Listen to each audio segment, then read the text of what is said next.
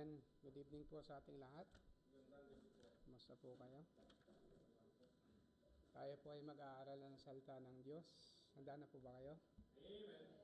Amen. Sige po, buksan po natin ang ating mga Bible in the book of Luke. Sa New Testament po yan. Book of Luke.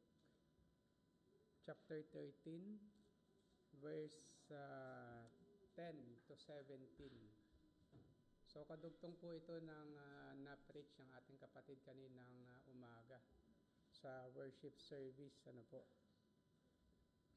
So, kung nandiyan na po kayo lahat, say aloud, Amen. Amen. So, babasahin ko po. Sundan nyo na lang po ng inyong mga mata.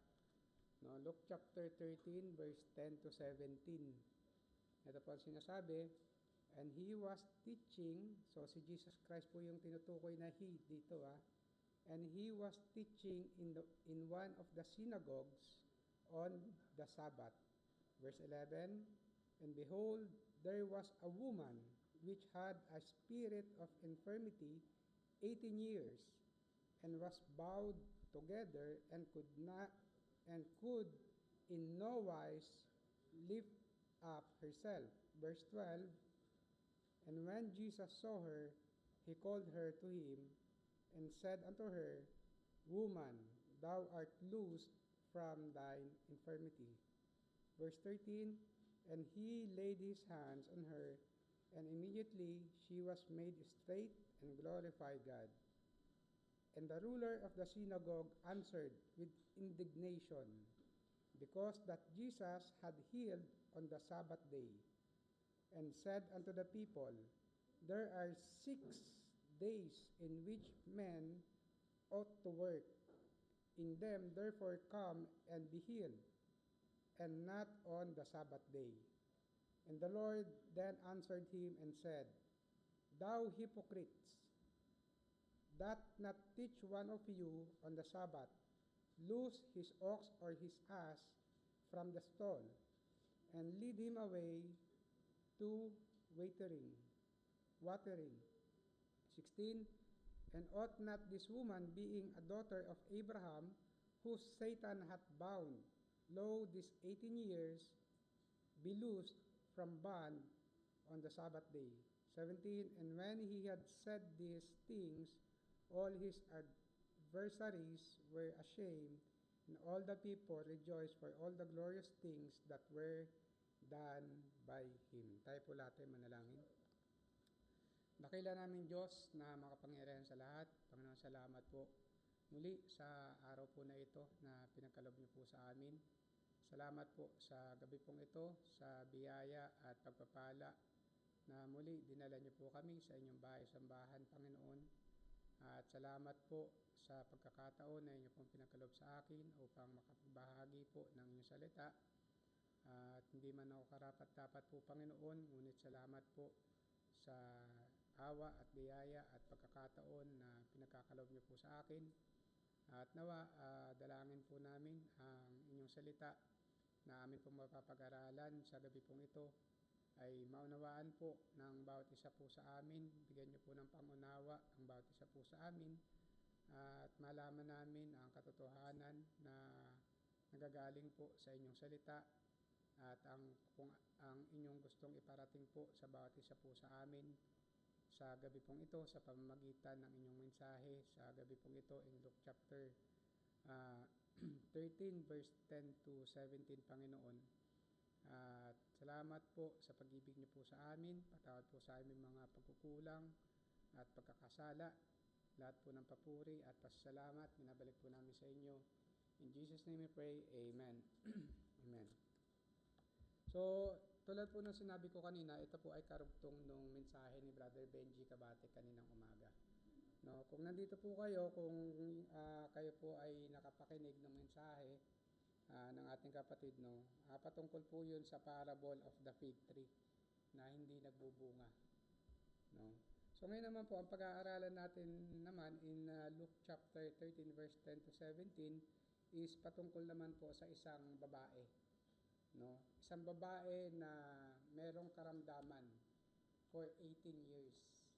So, ibig sabihin, 18 years na siyang merong karamdaman at naghihirap. At pinagaling po siya ng Panginoon. So, ang title po ng ating pag-aaralan is Loosed, L-O-O-S-E-D, Loosed by the Lord on Sabbath. Ibig sabihin ng loosed, set free, no, o pinalaya, no.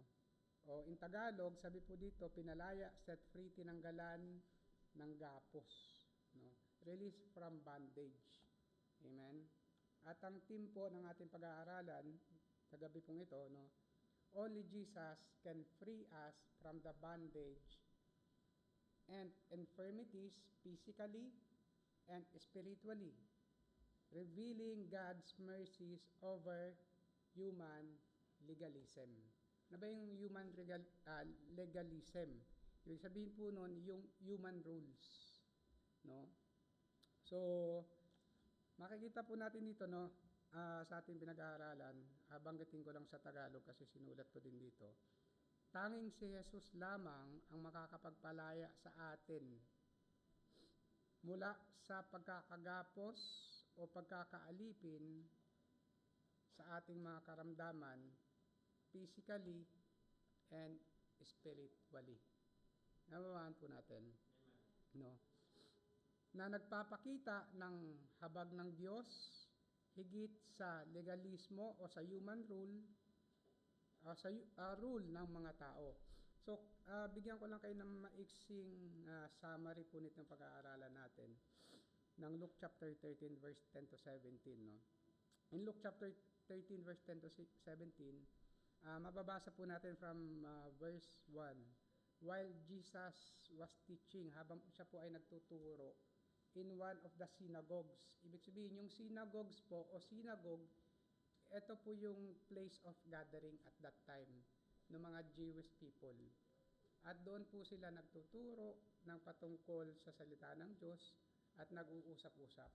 Kumbaga sa panahon po natin ngayon, kung ikukumpara natin yung synagogue, kumbaga sa mga Muslim, ito yung kanilang mosque, no? At sa atin namang mga Kristiyano, ito yung church, no? Naunawaan po natin, no, patungkol sa synagogue, no? In the synagogue on the Sabbath day. So ano po ba yung Sabbath day? Dahil binanggit din po dito yung Sabbath, no? And he was teaching in one of the synagogues on Sabbath. Ano po ba yung Sabbath? Kasi nagkaroon po dito sa ating pinag-aaralan, nagkaroon ng issue patungkol sa Sabbath day dahil nagpagaling ang Panginoon. So mababasa natin yan in verse 14, na after pagalingin ng Panginoon itong babae, ay sila ay nagkaroon ng indignation o galit sa kanilang mga puso, no. Sabi dito, on the Sabbath day, so Sabbath is time of rest and worship, no. Yun po yung Sabbath day, time of rest and worship to the Lord physically and spiritually, no. So ibig sabihin yung Sabbath, ito po yung meron sa buong isang linggo, merong inilaan ng Panginoon na isang araw to have rest to His people and worship Him. Yun po yung Sabbath day, no. Bawal magtrabaho sa oras sa araw na yon. Ang gagawin lang ay mamahinga physically at mamahinga spiritually sa piling ng Diyos at magpuri sa Kanya. Naunawaan niyo po? Yun po yung Sabbath day na tinutukoy po dito. So, ganun po kahalaga, kaimportante ang Sabbath, the day of Sabbath. Let's say naman, sa panahon natin ngayon, kung ikukumpara natin, the day of Sabbath day for us, so hindi naman tayo nag-celebrate ng Sunday, but we give one day to the Lord, let's say Sunday. No, ito yung time of us to rest in the Lord.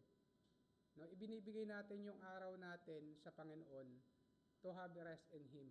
Sa loob ng isang linggo, maraming nangyayari sa buhay po natin. No, marami tayong trabaho, negativity, mga katrabahong hindi nakapag-uunawaan, at minsan nawawala din tayo sa tamang direksyon. Tama? Yung ating pag-iisip. Kaya kailangan nating lumapit sa Panginoon to restore our mind, our hearts, no? At para magpuri at magpapasalamat sa Kanya, sa Kanyang kadakilaan sa buhay natin. Tama po ba? No? So, while Jesus was teaching in the synagogue on Sabbath day, no, yung na tinutukoy dito ay si Jesus Christ sa verse 10. Amen. Nakita niya Jesus saw a woman who had been crippled. Hindi ko alam tama yung crippled o crippled. Kung ano ba yung right pronunciation dyan. Ibig sabihin siya po ay mayroong kapansanan. No? Meron po siyang kapansanan. Maaaring siya ay pilay, lumpo, o baldado. At nakikita natin dito sa ating pinag-aaralan kung bakit ito nangyayari sa kanya. Bakit siya merong spirit of infirmity ng 18 taon. No? At makikita natin kung bakit siya merong ganitong kapansanan in verse 16. Sabi dito, and ought not this woman, ito po yung sagot ng Panginoong Kristo dito po sa mga rulers of the synagogue. Sabi dito, and ought not this woman being a daughter of Abraham. Pero yung patungkol po doon sa kanyang sakit, kung bakit siya merong ganon, whom Satan. So sino po ba si Satan? Pag naiisip natin si Satan, ano po yung naiisip natin? Kasamaan, kasalanan, pagdurusa. Tama? Tama po? Andiyan po kayo? Whom Satan hath bound, lo, this 18 years, be loosed from this bond on the Sabbath day. So makikita natin dito na 18 years na siyang pinapahirapan ni Satan sa kanyang karamdaman. Amen? So meron nga akong napapanood sa Facebook na mga may kapansanan. Hindi ko alam po ang tawag doon, polio ba yun? Yung nakabaluktot na lang sila na hindi na sila makatayo. At kung walang bubuhat sa kanila, hindi sila makakapunta sa gusto nilang puntahan. May napapanood na po ba kayong ganon? Na meron silang kapansanan na ganon? No? So makita natin dito na meron isang babae, no? Crippled, lumpo, no? Pinapahirapan siya ni Satan for 18 years. She was bent over and could not straighten up. Hindi niya maitayo yung kanyang katawan. Hindi naman siguro sobrang bend na bend. Ang sabi kasi dito, no, was bowed together. Maaring kuba siya. Sa mga matatanda ba, kuba. No? At hindi niya maitayo ng maayos yung kanyang katawan. Amen? No? She was bent and over, could not straighten up. And then, Jesus called her. Tinawag siya ng Panginoon. And set her free from infirmity. So, pinagaling siya ng Panginoon sa kanyang karamdaman. So, makikita din natin dito, Jesus shows compassion. No? Nagpakita ang Panginoon ng compassion and power over her sickness. Amen? He sees the suffering. So, nakita ng Panginoon yung pagdurusa and calls them personally or her personally and sets her free. No? At nakikita natin na katotohanan na ang Panginoon, no, true healing leads to worship and glorify God. Salamat po. So naunawaan niyo po yung story ng Luke chapter 10 verse 10 to 17. In short, meron isang babae na may sakit ng 18 taon, pinagaling ni Jesucristo. On Sabbath day, pagkapagaling, may mga ruler o leader ng synagogue na nagalit na bawal mong gawin yan. Tama? Nandyan po kayo? Hindi mo pwedeng gawin yan in time of Sabbath. No? At ipinakita ng Panginoon dito sa kanila yung kanilang pagiging hipokrito. Dahil nga, bawal pagalingin itong babae na may karamdaman. At ang sabi ng Panginoon, thou hypocrites, kayong mga hipokrito, that not teach one of you on the Sabbath loose his ox, his ass from the stall. No, yung inyong mga hayop nga, inyong inaalagaan, pinapakain in time of Sabbath. Naunawaan po natin? No? His ass from the stall and lead him away to watering, pinapainom ninyo. Pero itong babae na mayroong karamdaman, wala kayong awa. Amen? Kayo ay mga hipokrito. Amen? Sabi ng Panginoong Hesukristo. No? So, hindi ko po binibilisan kasi sabi ni Pastor, huwag ko daw bilisan eh. Pero naunawaan niyo po ba? No? So, points number 1 po natin. Points number 1, the condition of the woman. No? In verse 10 to 11, makikita natin dito yung condition ng babaeng ito. No? And he was teaching in one of the synagogue on the Sabbath. And behold, there was a woman which had a spirit of infirmity 18 years, and was bowed together, and could not no wise lift up herself. No? The condition of the woman. So, nabasa na natin, napag-alala na natin yung kondisyon nitong babaeng ito. She was bowed down, unavailable to lift herself, at siya ay nahihirapan ng 18 years, no? Sa panahon po natin ngayon, no? Sa panahon ngayon, marami ang lugmok sa kasalanan. Tama? Sa panahon natin ngayon, maraming bagsak sa kasalanan. Maraming paralisado dahil sa kasalanan. At marami sa atin hindi makagalaw dahil sa kasalanan. Meaning to say, hindi makakilos o makapaglingkod sa Diyos dahil sa kasalanang ginagawa ng tao. Tama? Amen? No? Hindi nakakagalaw, katulad ng babae na ating pinag-aaralan, no, hindi natin maitayo yung ating mga isarili. Hindi natin kayang humarap sa Panginoon. Hindi natin kayang, maraming mga tao ngayon na hindi makaharap sa Panginoon, hindi makabangon sa buhay, sa kanilang mga kahirapan, pagdurusa, nang dahil rin sa kasalanan. Amen? At ang katotohanan ang makikita po natin dito, sa buhay natin, kailangan natin ang Panginoong Hesukristo. Amen? We cannot trust ourselves. Hindi po natin pwedeng pagkatiwalaan kung anong kakayahan meron tayo. Tama? Dahil lahat ng bagay ay galing sa Diyos at sa biyaya ng Diyos. Tama? Kung wala ang Panginoon sa buhay po natin, hindi po natin siya pagtitiwalaan, we are still in the bondage of sin. At lahat po tayo ay patuloy na maghihirap at mapapahamak. Tama? No? We need Christ intervention. No? Kailangan natin ang Panginoon sa buhay po natin. Kaya nga po tayo nandito lahat. Kasi bakit? We seek the Lord sa buhay po natin. Tama? Tama po ba? No? Pangalawa, no? The compassion of the Savior. Hindi naman ito masyadong mahaba. No? The compassion of the Savior. In verse 12 to 13, makikita natin dito, no? And when, sino po yung Savior na tinutukoy dito? Jesus Christ. Amen? Verse 12, and when Jesus saw her, He called her. So makikita po natin personally yung pagtawag ng Diyos dito sa babaeng ito. Ganon din po sa atin, tinawag tayo ng Diyos personally. Tama? Kaya nga ang kaligtasan ay personal. Amen?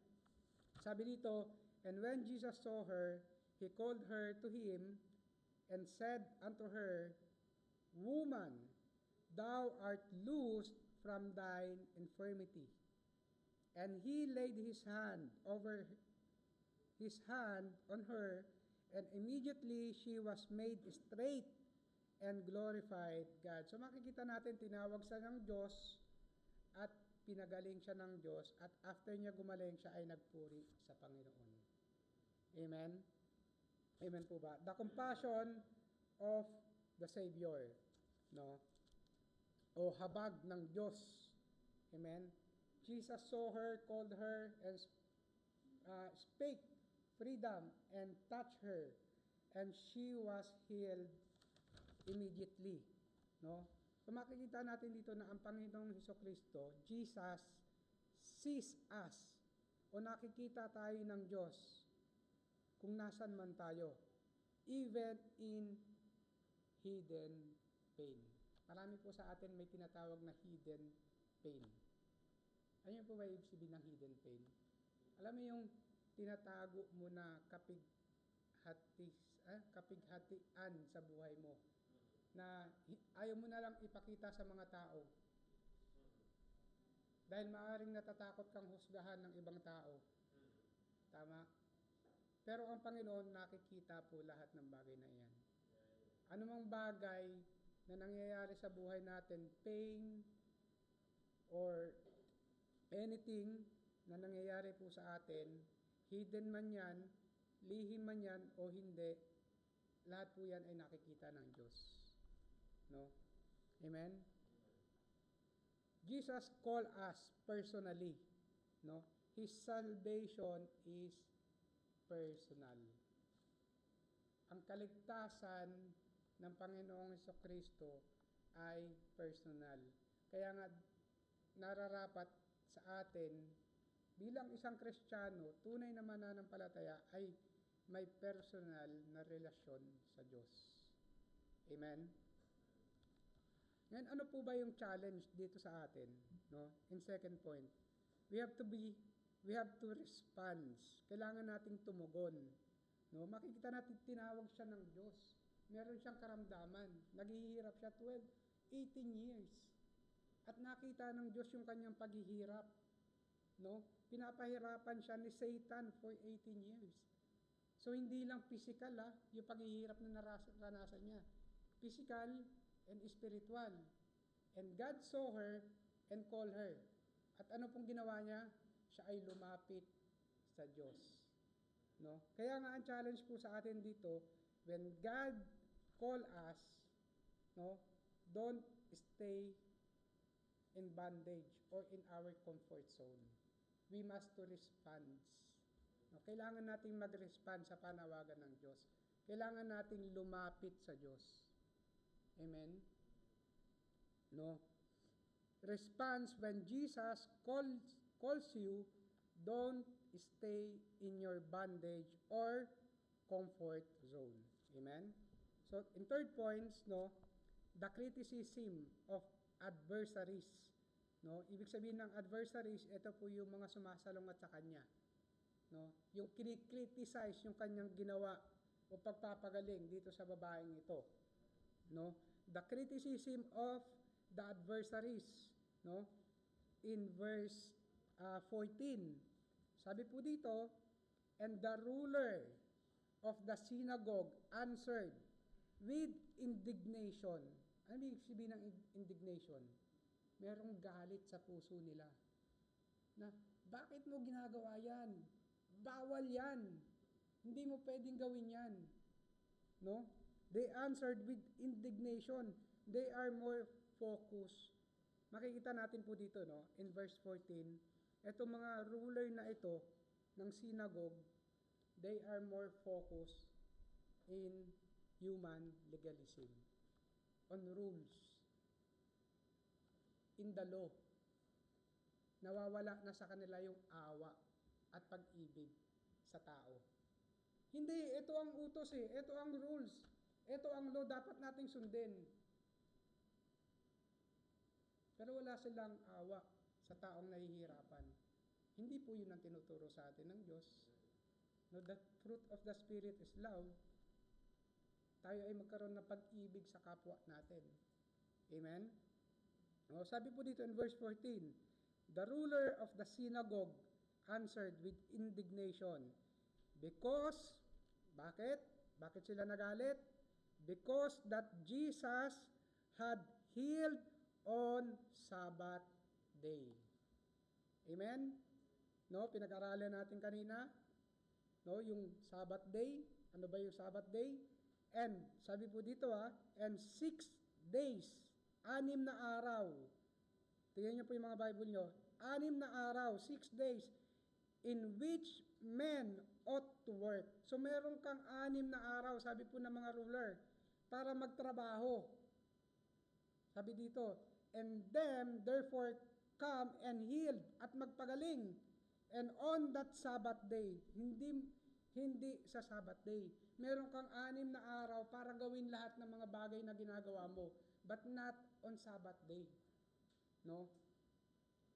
So makikita po natin dito in third point, the criticism of the adversaries. No? The ruler of the synagogue was angry. No? Prioritizing rules over compassion. Mas pinaprioritize nila yung kanilang law over compassion sa taong may sakit, karamdaman at nahihirapan. No? So, sa atin, paano po ba natin mauunawaan o mai-apply ito sa ating mga buhay? No? We have to be, kailangan natin kumbaga, maging mapagmasid o beware of legalism, following religion without showing mercy. No? Sinusunod mo nga yung rules ng church, pero wala kang awa sa kapwa mo. Wala kang pag-ibig sa kapwa mo. Parang salungat naman yata. Amen? Tama po ba? No? Beware of legalism, following religion without, following religion without showing mercy. No? Sometimes people will criticize you. Tulad ng ginawa sa Panginoong Jesucristo in verse 14, no? Sometimes people criticize us as well by serving the Lord Jesus Christ. Why? Hindi kasi po nila nauunawaan yung ating ginagawa sa ating paglilingkod. Minsan, kaibigan natin, criticize tayo. Katrabaho natin. Minsan, mismong pamilya natin. Amen? No, sometimes people will criticize you, especially nasa panahon ka ng paglilingkod ng iyong buhay sa Panginoon. Pero, mga kapatid, don't let opposition o wag nyo pong hayaan yung mga bagay na sumasalungat o tumututol o pumipigil sa inyo na maglingkod sa Diyos. Wag nyo pong hayaan yung mga bagay na ito na magpahinto sa atin sa ating paglilingkod sa Panginoong Jesucristo. Amen? Don't be silenced. Minsan sa pagiging tahimik natin, we have to testify the Lord Jesus Christ in our life. No, kaya nga napakahalaga ng testimony. No? Dahil dito nakikita, actually, ang unang testimony nga natin, yung pagbabago ng buhay natin, kahit hindi na tayo magsalita. Yung nakita ng tao, yung pagbabago sa buhay mo, that is your tinatawag na living testimony. Yung ipinapamuhay mo, yung nabago ka. Amen? Naunawaan niyo po? No?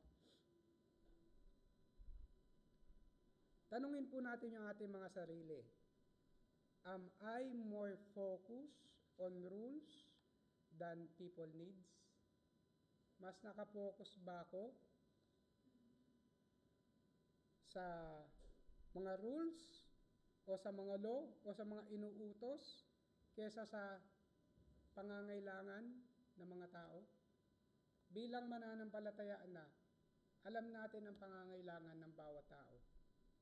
Ang bawat tao po ay nangangailangan ng kaligtasan. Ang bawat tao po ay bondage of sin. At dahil sa kasalanan, ang bawat tao po ay pupunta sa impyerno. Ngayon tayo po mga ligtas na, ano po ba ang dapat natin gawin?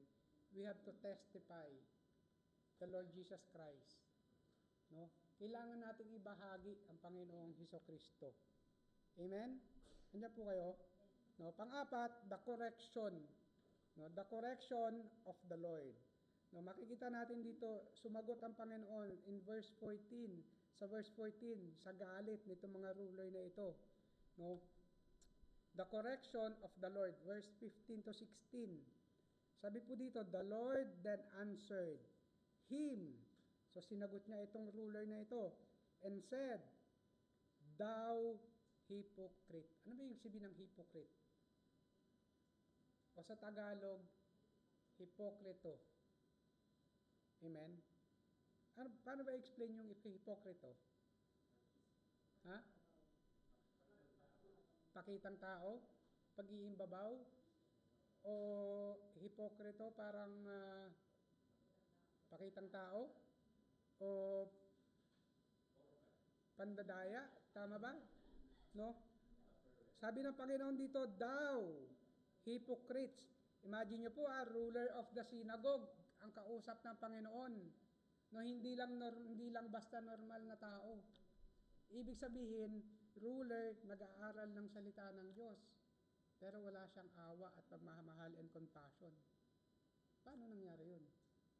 Sabi ng Panginoon, thou hypocrite, that not teach one of you on Sabbath. Hindi baga nagtuturo din kayo in Sabbath, loose his ox or his ass from the stall and sabi niya, lead him away to watering. Anong kaibahan nun? Amen? Sabi ng Panginoon, thou hypocrites. Verse 16, and, sabi dito, ought not this woman, being a daughter of Abraham, whom Satan had bound to loose 18 years, be loosed from this bond on Sabbath day.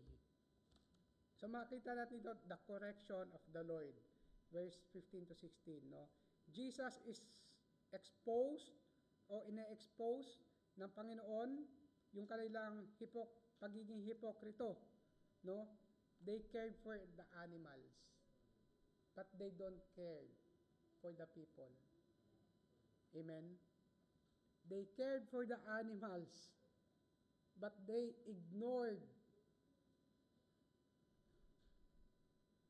a suffering of a woman. Ini-ignore nila yung paghihirap ng babae.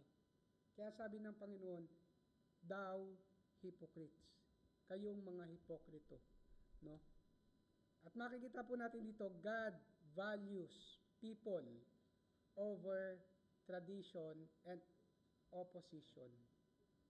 Amen?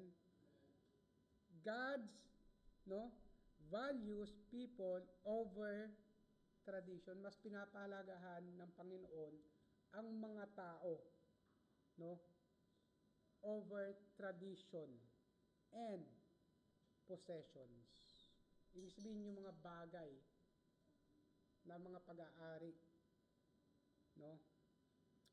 True worship includes mercy. Ang totoong paglilingkod, etong mga ruler nito, mga lingkod to eh.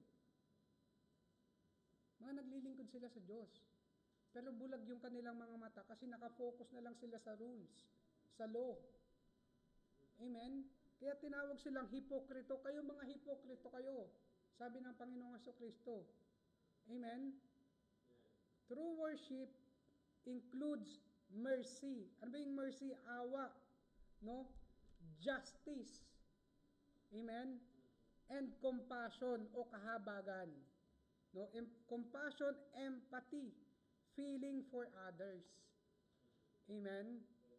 Jesus reminds us that the gospel is about setting the captives free. Ano ba ibig sabihin yan? No? Freeing those who are in prison. We are all in prison of sin. Amen? No? Restore, realize, sabi po dito, releasing people from sin, bondage, or oppression, and restoring dignity. Sino yung nag-restore nun? Panginoong Jesucristo. Restoring dignity, peace, and holiness. Amen? Magagawa po ba natin sa sarili natin yun? Hindi. Without the Lord Jesus Christ, we are still bondage of sin and paralyzed. Amen? No? Ano po yung challenge? No? Examine your priorities. examine natin yung ating mga sarili. Ano ba ang priority mo sa buhay mo? Amen? Do you care more for things than people who needs compassion? Mas pinaprioritize ba natin yung ibang bagay kesa sa mga taong nangangailangan ng kaligtasan? That's why we go outside, sharing the gospel. Kasi bakit? Alam natin, lahat ng tao ay mapapahamak at pupunta sa impyerno. Tama? Number 5 and last, no? Rejoicing in God's miracle. No? After po niyang expose yung pagiging hipokrito nito mga ruler of the synagogue. Now, in verse 17, rejoicing in God's miracle. Ang sabi po dito, and when he said these things, pagkatapos sabihin ng Diyos, yung mga bagay na sinabi niya, in verse 15 and 16, sabi po dito, all his adversaries were ashamed. Lahat yung mga nangungutya sa kanya ng mga ruler of the synagogue ay nahiya. Kasi bakit? Ipinakita sa kanila ng Panginoon yung kanilang pagiging hipokrito. Amen? At naunawaan po nila yun. Amen? At sila ay nahiya sa kanilang mga sarili. At pagkatapos, ano po yung nangyari? And all the people, lahat po ng tao na naandon sa synagogue, rejoiced. Sila po ay lahat ay nangatuwa. Nangagalak for all the glorious things that were done by him. No? So makikita natin dito, no, in point number 5, rejoicing God's miracle. No? The adversaries were ashamed, but the people rejoiced at God's work. No? When God's work, mga kapatid, some will resist. Tama? Tama po. Minsan, we resist on God's word. Minsan, ayaw natin. No? Ayaw nating makinig. Ayaw nating magpasakop. Ayaw nating sumunod. No? Nire-resist natin. Ang trabaho ng Diyos, ang ginagawa ng Diyos sa ating buhay. Amen? No? But others will rejoice. Amen? Healing and freedom can bring glory to God and joy to others as well. Tama? Amen? Ano po yung encouragement dito mga kapatid? Don't hide your testimony. Huwag po tayong mahiyang mag-testimony. No? Huwag po tayong mahiyang banggitin yung pagpapala ng Diyos sa buhay po natin. Yung ginagawang pagbabago ng Diyos sa buhay natin. Amen? Amen po ba? No? Don't hide your testimony. No? Your story can inspire faith in others. Yung kwento ng buhay mo na ginawa sa iyo ng Diyos can inspire the faith of others. Amen? No? Para po sa ating conclusion, no? Only Jesus can loose us from the bondage of sin. Ang Panginoong Diyos lang po ang makapagpapalaya po sa atin, sa ating kasalanan, at makapagliligtas sa atin, sa ating mga kasalanan. Amen? Ang dapat natin gawin, tulad ng babaeng ito, tayo po ay lumapit sa Diyos at tumugon sa kanyang panawagan. Amen? Leave us a testimony of God's power so that others will glorify Him as well. No? So yun lang po. To God be the glory. At nawa po ay naging malinaw po sa atin. Tayo po lahat ay pumikit. Tayo po ay manalangin. Ama namin Diyos na makapangyarihan sa lahat. Panginoon, salamat po sa inyo pong salita na amin po na pag-aralan sa gabi pong ito in Luke chapter 13, verse 10 to 17, na tunay nga po na totoo na kayo lamang po ang makapagpapagaling po sa amin physically and spiritually at makapagpapalaya po sa amin from the bondage of sin po, Panginoon. At ang kailangan lang po namin gawin ay talagang lumapit po sa inyo, tumugon sa inyong panawagan at manampalataya po sa inyo po, Panginoon. At nawa po, Panginoon, ang inyo po salita na nahayag sa gabi pong ito ay mangusap sa puso at isip ng bawat isa po sa amin. At bigyan niyo po kami ng mapagkumbabang puso, teachable heart and mind po, Panginoon, to follow you and to worship you in spirit and in truth po, Panginoon. Hindi po kami karapat-dapat, kami po ay makasalanan, ngunit kayo po ay namatay para po sa aming mga kasalanan po, Panginoon. Salamat po sa inyong pag-ibig po sa amin, to unconditional love po, Panginoon, na inyo pong binibigay po sa amin po, Panginoon. At mahal po namin kayo, lahat po ng papuri at pasalamat, pinabalik po namin sa inyo. In Jesus' name we pray, Amen.